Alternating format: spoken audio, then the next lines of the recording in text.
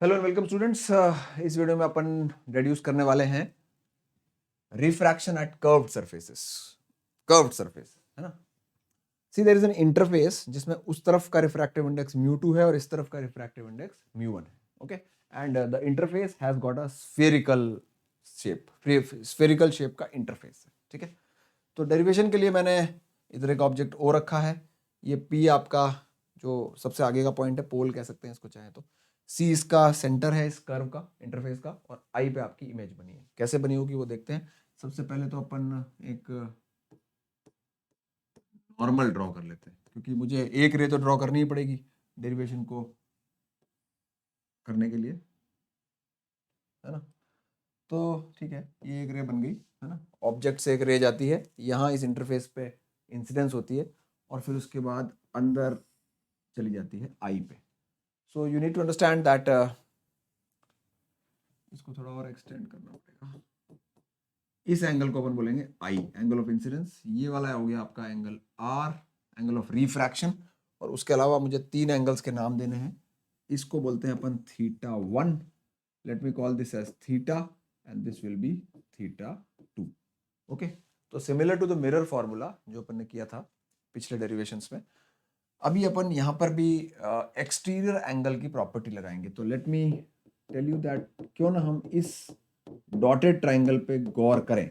तो जब हम इस डॉटेड ट्राइंगल पे गौर करते हैं तो हम नोटिस करेंगे कि आर और थीटा 2 का जो एडिशन है वो थीटा के बराबर होगा।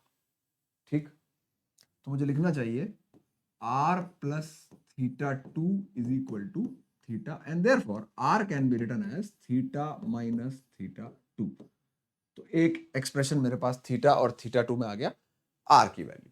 ठीक बात है, आर की वैल्यू अगर आ गई आपके, so now I am going to take this dotted triangle. मैं इस डॉटेड ट्राइंगल को ले रहा हूँ, व्हाइट डॉटेड जो मैंने बनाया है। थोड़ा ट्राइंगल बड़ा हो गया तो डॉट बनाने में पड़ रहे हैं, है ना। तो इधर वाले इस ट्राइंगल को देखें आप। इस ट्राइंगल में ये जो आई है, ये एक्सटीरियर एंगल हो गया थीटा और थीटा 1 के तर्ज पे। तो should I write i is equal to theta 1 plus theta. तो एक तो मेरे पास आई की वैल्यू आ गई थीटा और थीटा 1 में, और इधर मेरे पास आर आ गया। अब क्लियरली ये सारे एंगल छोटे हैं, है ना। ये हमारे सारे डेरिवेशन में ये फंडा हमारे सारे डेरिवेशन में दौड़ रहा है ना।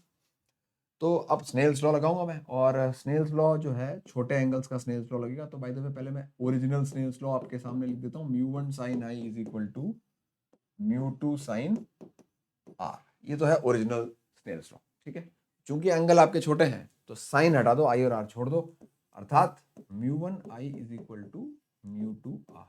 ये हमारे पास एक छोटा सा स्वीट सा एक्सप्रेशन आ गया। अब कुछ नहीं करना आपको, ये आई भर दो और ये आर जो है वो स्नेल्स लॉ में यहाँ पे भर देने का। तो जैसे ही आप इसको फीड इन करेंगे यहाँ पे आपके पास एक एक्सप्रेशन आएगा। μ1 आर की जगह क्या भरना है, थीटा 1 प्लस थीटा, एंड μ2, और उधर ये तो आई की जगह भरा है ना, आर की जगह क्या भरना है, थीटा माइनस थीटा 2। ओके, अभी सारे थीटाज एक तरफ और थीटा 1 थीटा 2 दूसरी तरफ। तो I get to write μ2 theta 2 plus μ1 theta 1 is equal to μ2 minus μ1 times theta. Okay, तो ये एक्सप्रेशन अपने पास प्रकट होता है। अब देखो यहां अपने को एक डिफरेंट चीज समझनी पड़ेगी, क्योंकि ये जो रिलेशन मैंने निकाला है ये मैंने इस पर्टिकुलर केस के लिए निकाला है। इस पर्टिकुलर केस के ओरिएंटेशंस के लिए, जिसमें ऑब्जेक्ट इस तरफ है, इमेज उस तरफ है, सेंटर ऑफ कर्वेचर उस तरफ है। लेकिन मुझे इस रिजल्ट को जनरलाइज करना है। जनरलाइज करना मतलब मुझे इस रिजल्ट को साइन कन्वेंशन के लिए ओपन करना है। अब मैं साइन कन्वेंशन के लिए ओपन करूं उसके पहले मेरे को यहाँ एक छोटा सा कंस्ट्रक्शन करना है। As usual I will still say that ये डिस्टेंस जो है वो अपन क्या करेंगे, नेग्लेक्ट। क्यों करेंगे नेग्लेक्ट, क्योंकि अपने रेडियस ऑफ कर्वेचर लार्ज है, तो ऑलमोस्ट ये फ्लैट ही होता है। तो जब ये कर्व चपटा होता है तो ये गैप हमेशा कम ही आएगा। इसको आप दो चार कर्व बना के कंफर्म कर सकते हैं, just draw it and confirm it. इसका कोई प्रूफ नहीं होता है, इस बात का कोई सबूत नहीं होता। अब देखिए, अगर मैं साइन कन्वेंशन फॉलो करूं तो सर्टेन सी बात है कि मेरा ये वाला जो ऑब्जेक्ट डिस्टेंस है, ऑब्जेक्ट डिस्टेंस 100% नेगेटिव आएगा। सिंबल यू होता है वो तो हमें पता है, ऑब्जेक्ट डिस्टेंस का सिंबल यू होता है, बट ये डिस्टेंस नेगेटिव डलेगा।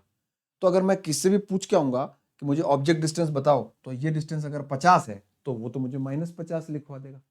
ओके, अब नीडलेस टू मेंशन कि अगर मैं θ1 की बात करूं तो θ1 में अगर मैं ये डिस्टेंस x लेता हूं, x, तो जो अब तक अपने सारे डेरिवेशन चल रहे हैं अपन उसी अंदाज में चलेंगे कि मुझे tan θ1 की जगह क्या भरना है। अगर मैं इस डिस्टेंस को OP बोलता हूं तो x upon OP will be tan θ1 and tan θ1 and θ1 are same because the angle are small. तो x डिवाइड बाय OP, ये तो मुझे θ1 की जगह रिप्लेस करना चाहिए, θ2 की जगह मुझे रिप्लेस करना चाहिए x अपॉन, वैसे तो BI करना चाहिए लेकिन B और P एक ही बात है क्योंकि ये डिस्टेंस नेग्लिजिबल है। तो tan θ1 जैसे मैंने x अपॉन OP भरा, वैसे ही tan θ2 भरूंगा x अपॉन PI, और tan θ भरूंगा x अपॉन PC, और tan θ में tan वाले पार्ट्स रिमूव कर दूंगा क्योंकि एंगल सारे के सारे छोटे हैं। तो इस एक्सप्रेशन की हालत मेरे पास क्या होती है, μ2 θ2, अगले पेज पे लेके चलता हूं, μ2 θ2 की जगह लिखता हूं x अपॉन, वापस पीछे लेके आता हूं, θ2 की जगह PI, तो x अपॉन PI, ठीक है, plus μ1 x upon, we are just 2 lines away from the final result. अभी मेरे को θ1 भरना है, θ1 की जगह क्या भरूंगा मैं, x upon OP, x upon OP, तो ये हो गया OP is equal to μ2 minus μ1 upon,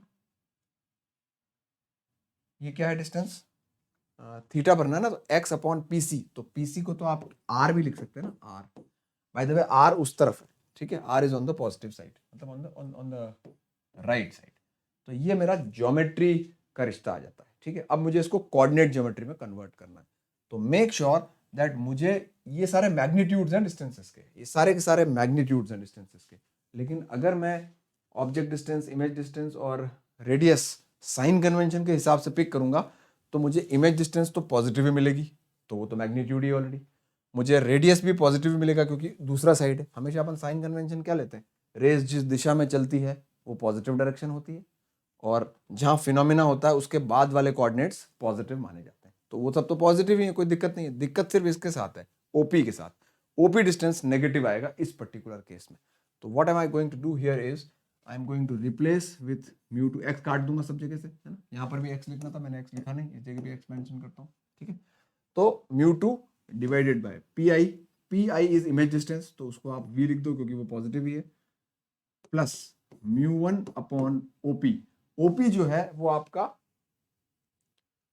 ये डिस्टेंस है, और ये डिस्टेंस नेगेटिव आएगा साइन कन्वेंशन के हिसाब से, तो मुझे तो उसका मैग्नीट्यूड करना है। तो हाउ टू मेक कोई एक क्वांटिटी ऑलरेडी नेगेटिव उसको पॉजिटिव कैसे करोगे आप, तो उसमें माइनस अपनी जेब से लगाओ, और माइनस जेब से लगाने के बाद में आप यहाँ पर क्या लिख देंगे, इसकी जगह पे u लिख दो, u, है ना। तो ऑटोमेटिकली अगर वो 60 था तो जो साइन कन्वेंशन वाला यूजर है वो -60 लेके आएगा, और जैसे ही वो यहाँ -60 लिखेगा आपका माइनस उसको सेट कर देगा, बाकी सब तो पॉजिटिव ही है, μ2 minus μ1 by r, and finally इसको सेट करते हैं आप, μ2 by v minus μ1 by r is equal to μ2 minus μ1 by r, ये r नहीं है, ये है